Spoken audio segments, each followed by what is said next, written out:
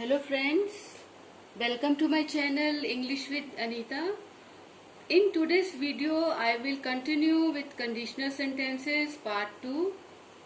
The sentences are in past tense which show possibility of something that should have happened but did not happen.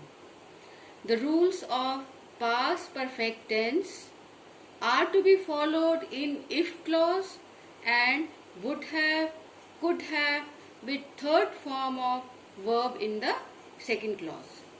Now I am going to show you some sentences and then we will learn how to use and where to use. Now look at the first sentence. यदि तुमने समय नष्ट न किया होता तो हम समय पर स्टेशन पहुंच जाते. अब क्या पॉसिबिलिटी थी स्टेशन पर पहुंचने की, क्या कंडीशन थी? अगर हमने टाइम वेस्ट नहीं किया होता, लेकिन दोनों काम नहीं हुए तो हम स्टेशन पे नहीं पहुंच पाए. तो अब हम इसको इंग्लिश में कैसे बोलेंगे? Now follow the rules very correctly. If you had not wasted time. अब हमारा इफ क्लॉज है, उसमें मैंने पास्ट परफेक्ट टेंस हैड लगाया और थर्ड फॉर्म लगाई वेस्ट की. If you had not wasted time we would have reached the station in time. तो अब जो हमारा सेकंड क्लॉज है उसमें हमने क्या लगाया? वुड लगाया, हैव लगाया और थर्ड फॉर्म ऑफ रीच लगाई. We would have reach the station in time. अब नेक्स्ट सेंटेंस है, यदि डॉक्टर समय पर आ जाता तो रोगी को बचाया जा सकता था. अब क्या पॉसिबिलिटी थी? रोगी ठीक बच जाता, लेकिन क्या कंडीशन थी? अगर डॉक्टर टाइम से आया, लेकिन दोनों काम नहीं हुए. If the doctor had reached. अब हमारा इफ क्लॉज में हमने हैड लगाया प्लस थर्ड फॉर्म लगाई. If the doctor had reached in time the patient could have saved. अब जो हमारा दूसरा क्लॉज है उसमें मैंने कुड और हैव प्लस सेव की थर्ड फॉर्म लगाई.